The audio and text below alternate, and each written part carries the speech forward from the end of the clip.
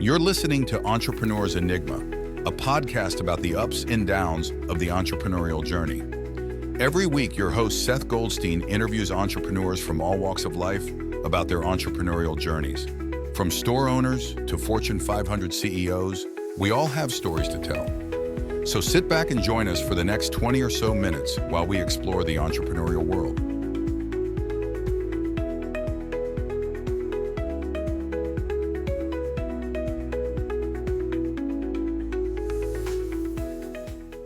Hey everyone, welcome to another edition of the Entrepreneurs and Enigma podcast. I am your host, Seth from Podcast Mastery and Goldstein Media.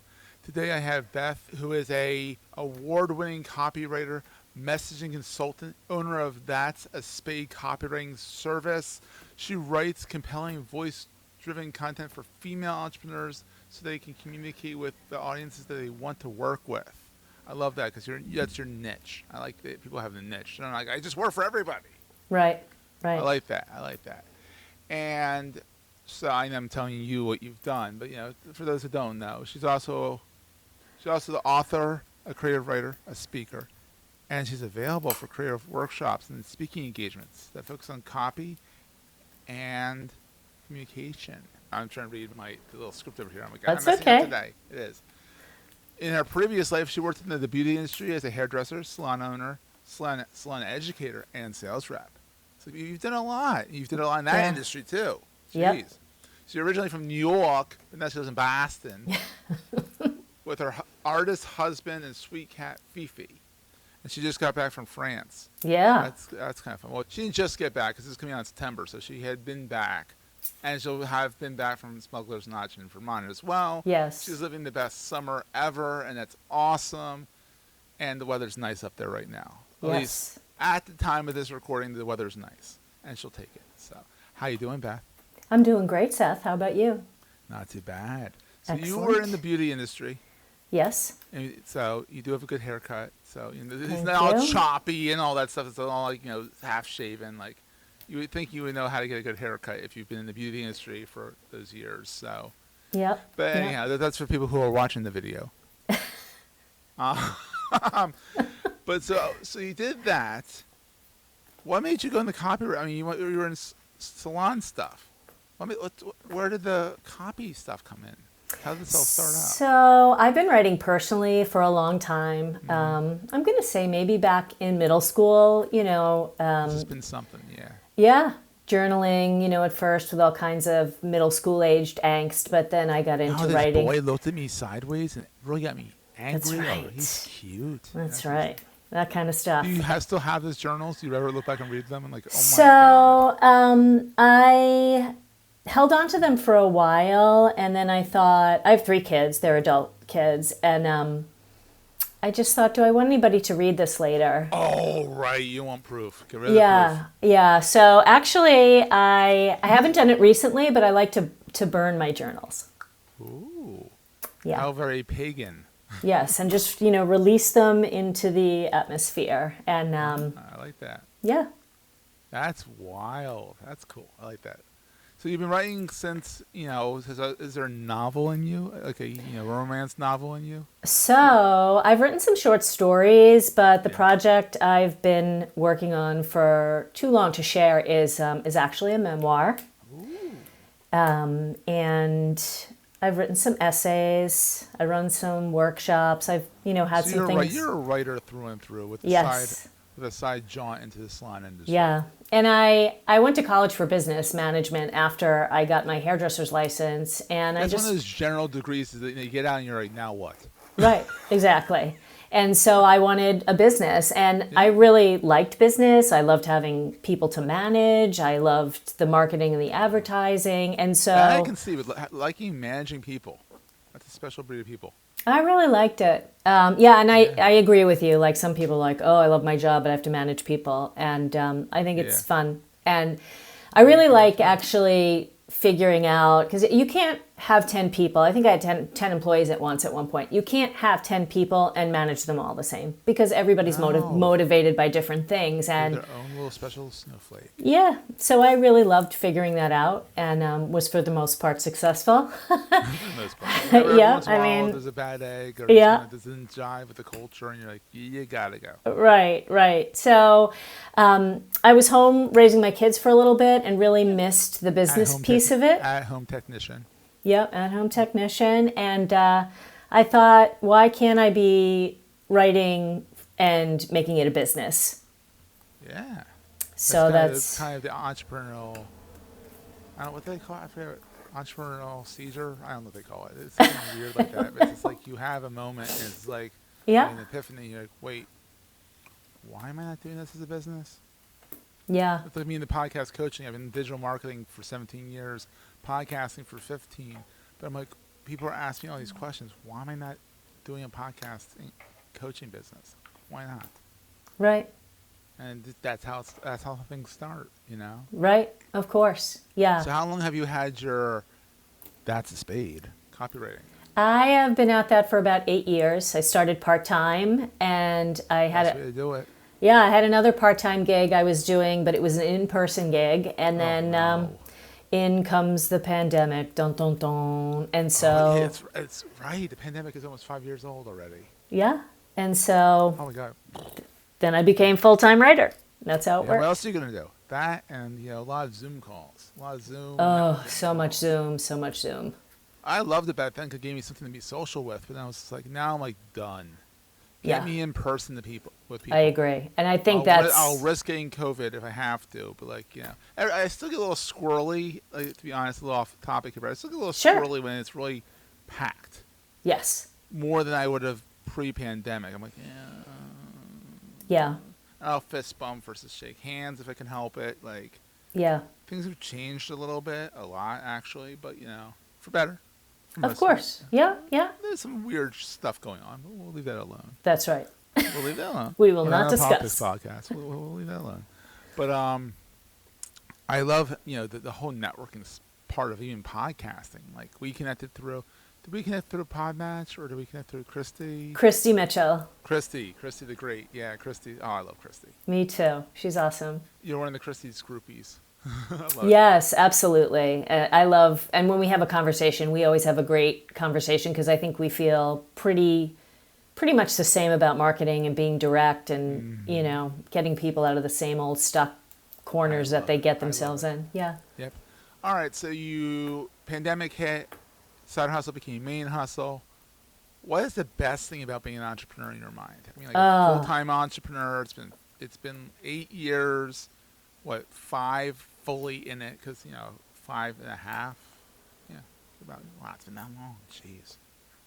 Yeah, for me, I definitely think it is I love helping my clients and all that other stuff, but for me personally, I think it's the flexibility of, I can take off a Wednesday and I can work on Saturday if I want, right? I mean, that's my choice. France if you want to. That's right. I can just go to France, or, I have kids who live out of state. I can work from where they are. I can go spend a week with them and be working and then spend my time with them, which was really what I wanted. I want to be able to just work from wherever I am and, do it when I want. And love it. Yeah, I really love it. But on the flip side, what keeps you up at night, though? Because other than taking your laptop on your vacations, which is kind of like every time I hear I went to France. Did you bring your laptop? You didn't. I did not bring my laptop. Good for you. Bravo. I did not bring my laptop. Bring your laptop? I am going to work a little bit while I'm there, but you just came back from France. I can do a one laptop free trip. Right. I did that already once. I'm like, I think the laptop's coming for the next few trips. Yeah, I think I'm going to spend more of my time working on my own business as opposed to working in some client work. I'm trying to wrap some things up before I leave. So that's key. We're going to take a quick break, hear from our sponsors, and get right back to the show. So what keeps you up at night? What keeps me up at night? So I would have to say what keeps me up at night is deadlines. Oh, yeah. If I have a deadline and I know I really need to meet it, well, that just goes without saying. Deadlines, and I guess the stuff that's out of my control, right, that affects our income. whatever's going Especially on. with this economy right now. The economy, what's going on politically, AI, like there's a lot of things AI, out there. yeah. And just trying to find your way around them and still show your value. Absolutely. So how are you dealing with AI? I mean, are you using it for proof editing your stuff? Are you embracing it? Are you cursing it? Are you doing a little bit of both? Like, I don't use it a whole lot because I actually really like the writing piece. But I use do it to edit. I use it to Yeah. say, like, I actually always ask, is it EFET or UFET?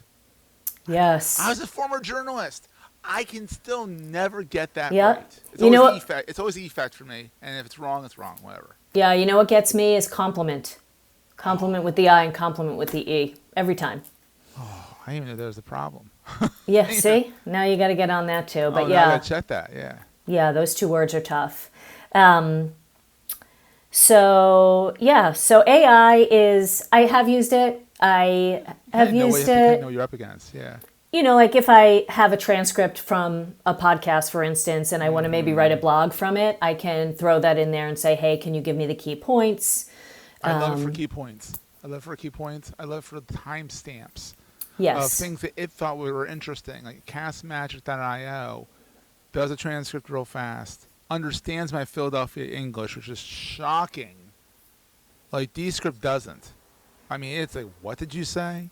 And that's what I have to edit. But Yep. I can usually tell what I meant to say. Right. But with Cast Magic, it understands what I said. I used to put the transcripts up on the blog post with the podcast, and I don't do that anymore.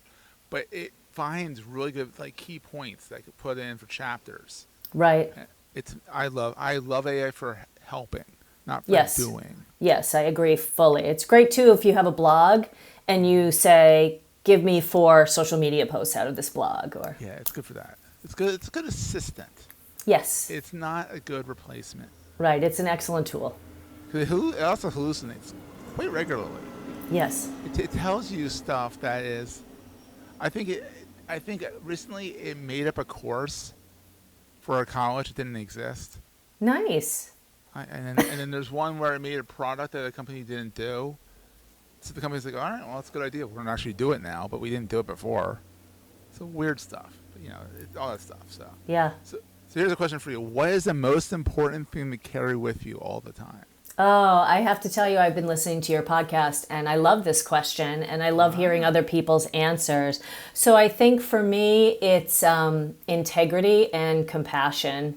And You are prepared for that. So there's no editing in this podcast because Yeah. there's no 30-second gap. I always tell people listen because they can get it right away. yeah, and those questions are tough for me. Like I'm not somebody who pulls, like if you said to me, what's your favorite album? I'd be like, What is your favorite album? oh gosh, see, you just said that. Well, you can set yourself up. I know. Well, I have to say that Fleetwood Mac Rumors might be up there. Oh, that's a good one. That's a good one. Yeah. But it's hard. I don't like to pick. I don't like to have a number one. I like variety. Exactly. So back So- to the question at hand. 'Cause we Yes. got a really side little squirrel moment there. So integrity, and what was the other one? Compassion. I love that. Yeah. Yeah. You don't have to have that in business. You don't have to have it in business, but you should. Yes. You should, because it's what sets you apart from all the other copywriters. Yeah, and you have to be able to see the shoes that your client is standing in. You can't just say, why won't you say this? Or why can't you say this? Or blah, blah, blah. And maybe they have, a reason, or there's some background or some insecurity or whatever to really put themselves out there. So there has to be some compassion. But, integrity comes with honesty and sometimes directness. So there has to be a balance. It's always weird. I'm always afraid to be direct, and everyone's always appreciative of me being direct. Yes. But I'm scared to be direct. And that might be coming from privilege. That I'm a dude, and people don't mind directness from dudes. But I like it when even the people of the female persuasion, we'll call it female persuasion, come at me and say, "Come at me." They don't come at me, but you know what I mean. Mm-hmm. They're like, we need this, this, and this now, or Right. yesterday. And I'm like, that's fine. Thank you for being direct. Thank you for not being wishy-washy. And there's no shade there. I mean, men, as much as men presenting and women presenting, everyone can be wishy-washy. So Yes. Very true. So I appreciate agree. not wishy-washiness. I agree. Being direct. It's key. I'm the same way, and I think it's hard for people because you have to think about You're a New Yorker. I mean, you can That's get much right. more direct And it's in part New of York. it. Jeez. It's and part you of live in it. Boston. That's right. The whole Eastern Seaboard is very direct. Yes, I agree. You get to Minnesota and Canada, they're like, sorry, but I'm going to be direct now. And I'm Yeah. like, don't be sorry, but that's their punctuation. Right. Yeah, but I think if you think about your delivery and the intention of what you're saying, Yes. it makes it easier to be direct. Delivery is key on that, exactly. So people can find you at that'sAspade.com. Yes. You're over at Beth Knaus, right? It's Knaus, but nobody ever... You kept the K. Yes. So I'm always a silent K, it's not. I know most people do that, Beth so it's okay. Knaus on LinkedIn. Literally, let's look for Beth. Always just look for Beth Knaus everywhere. Everywhere. Everywhere. She's got herself a Substack. She's on Instagram twice. So, where's your favorite place to hang out online? I always like asking that question. So it's been LinkedIn, Yeah, I would LinkedIn's say. getting pretty good lately. Yeah. Yeah. It's getting more social, which people are like, I don't want to be social. And I'm like, no, it's better when you can be social and network and get to know people. And stuff. Yeah, there's got to be moderation. I mean, I don't really care that much about your cat or something like that, Yeah, but unless you can turn it. yes, Like, Christy's really good at this. she is so good. Turning her dogs into a lesson. Yes. And I'm like, how the hell did you do that? Right. Right. Yeah, You no. wanted to post a picture of your dogs, make it about business somehow. Yes. Yeah, so I think they're finding a nice middle ground on Yeah. LinkedIn, which I like. I like that. Well, Beth, thank you so much for being on the show. Thank you for having me. This was It's so awesome. much fun. I Yeah. like this. And you were prepared and you've listened to my shows. I love that. Yep. I love it, love it, love it. And we'll see everyone next week. That was a great show. If you're enjoying Entrepreneur's Enigma, please consider giving us a review in the podcast directory of your choice. Every review helps us reach new listeners. If you like Entrepreneur's Enigma, consider the other shows on the Marketing Podcast Network at marketingpodcast.net.